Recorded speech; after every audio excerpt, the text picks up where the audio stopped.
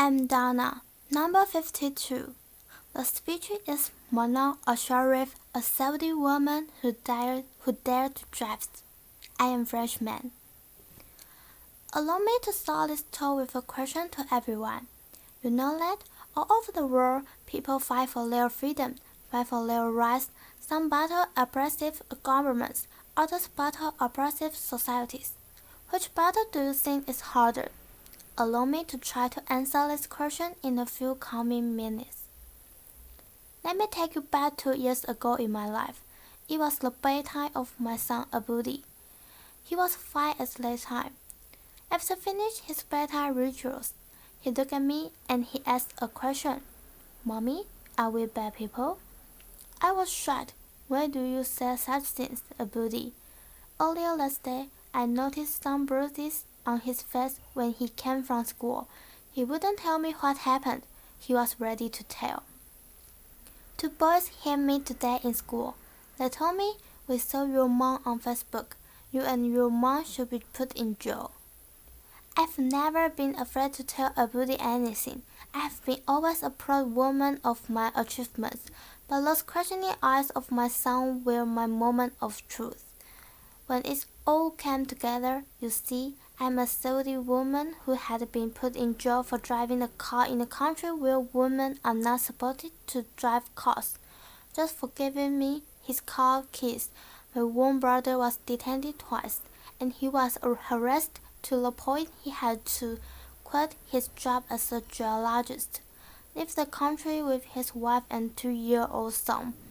My father had to sit in a Friday sermon listening to the imam condemning women drivers and calling them prostitutes amongst tons of worshippers. Some of them our friends and our family of my own father.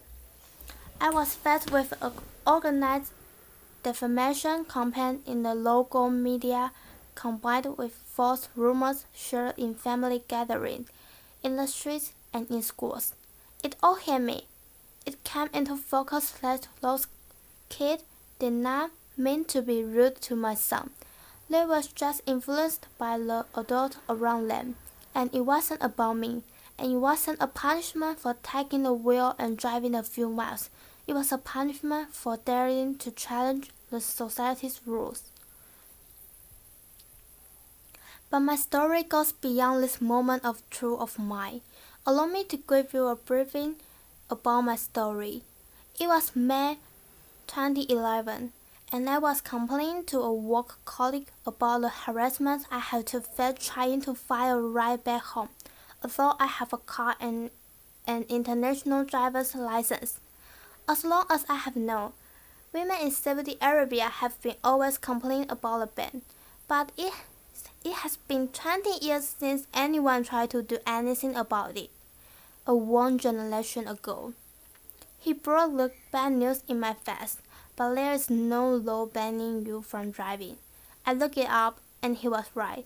There wasn't an ancient law in Saudi Arabia. It was just a custom and tradition that are enshrined in religious fatwas and imposed on women. This realization ignited the idea of June 70th, where we encourage women to take the wheel and go drive. It was a few weeks later we started receiving all this. Men Wolf will rape you if you go and drive. A courageous woman, her name is Najala Hariri. She's a Saudi woman in the city of Jeddah. She drove a car and she announced, but she didn't record a video. We needed proof. So I posted a video on YouTube, and to my surprise, it got hundreds of thousands of views in the first day. What happened next? Of course, I started receiving threats to be killed, raped, just to stop this campaign. The Saudi authorities remained very quiet. Let's really keep us out. I was in a campaign with other Saudi women and even men activists. We wanted to know how the authorities would respond on the actual day, June 17th, when women go out and drive. So this time, I asked my brother to come with me and drive by a police car. It went fast. We were arrested. Sign a pledge not to drive again. Released. arrested again. He was sent to detention for 1 day, and I was sent to jail. I wasn't sure why I was sent there, because I didn't face any charge in the interrogation, but what I was sure of was my innocence. I didn't break the law, and I kept my abaya.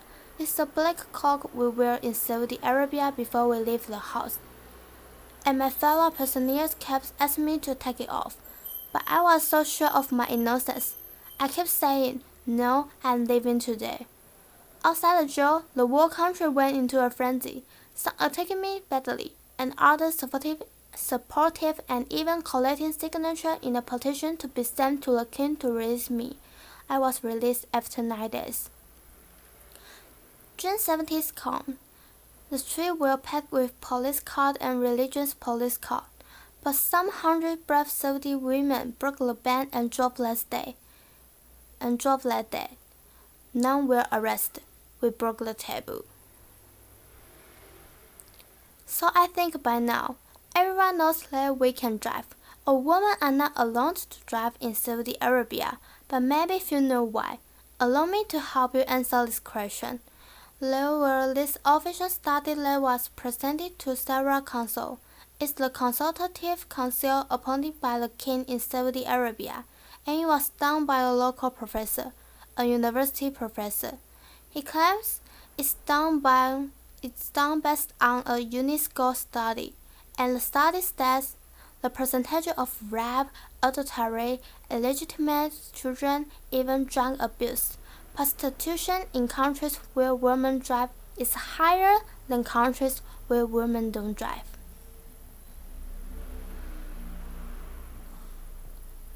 I know, I was like this. I was shocked. I was like, we are the last country in the world where women don't drive.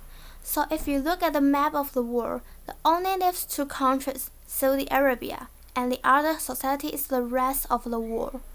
We started a hashtag on Twitter marking the study, and it's made headlines around the world. And only then we realized it's so important to mark your oppressors. It strips it away of its strongest weapon, fear. This system is based on ultra-conservative tradition and customs that deal with women as if they are inferior and they need a guardian to protect them. So they need to take permission from this guardian, whether verbal or written, all their lives. We are minors until the day we die. And it's because words when enshrined in religions that was based on wrong interpretation of the Sharia law or the religious laws. What's worse, when they become codified as laws in the system, and when women themselves believe in their inferiority, and they even fight those who try to question their rules. So for me, it wasn't only about these attacks I had to face. It was about living to totally different perception of my personality, of my person, the villain back in my home country, and the hero outside. Just to tell you 2 stories happened in the last 2 years. One of them is when I was in jail. I'm pretty sure when I was in jail. Everyone saw title in the international video something like this during these 9 days I was in jail. But in my home country, it was a totally different picture. It was more like this. Manal al-Sharif faced charges of disturbing public order and inciting women to drive. I know. Manal al-Sharif withdraws from the campaign. Oh, it's okay. It's my favorite. Manal al-Sharif burst down and confessed foreign force inciting me. And it's go on, even trail and flogging me in public. So it's a totally different picture. I was asked last year to give a speech at the Oslo Freedom Forum. I was surrounded by this love and the support of people around me, and they look at me as an inspiration. At the same time, I flew back to my home country. They hated the speech so much. The way they called it, a betrayal to the Saudi country and the Saudi people, and they even started a hashtag called a solo traitor on Twitter. Some 10,000 tweets were written in that hashtag, while the opposite hashtag, Oslo Hero, there was like a handful of tweets written. They even started a poll. More than 15,000 voters answered this poll, whether they consider me a traitor or not after the speech. 90% said yes, she's a traitor, so it leads to totally different perception of my personality. For me, I'm a proud Saudi woman, and I do love my country. And because I love my country, I'm doing this. Because I believe a society will not be free if the women of that society are not free. Thank you, thank you, thank you, thank you, thank you, thank you. But you learn lessons from these things that happen to you. I learned to be always there. The first thing, I got out of jail. Of course, after I took a shower, I went online. I opened my Twitter account and my Facebook page, and have been always very respectful to those people who are opening to me. I will listen to what they say, and I will never define myself with words only. I will use actions. When they said I should withdraw from the campaign, I feel the first lawsuits against the General Directorate of Traffic Police for not issuing me a driver's license. There are a lot of people also, very big support, like those 3,000 people who signed a petition to release me. We sent a petition to the Shura Council in favor of lifting the ban on Saudi women, and there were, like 3,500 citizens who believe in that and they signed this petition. There were people like that. I just showed some examples, who are amazing, who are believing in women's rights in Saudi Arabia and trying, and they are also facing a lot of hate because of speaking up and voicing their views.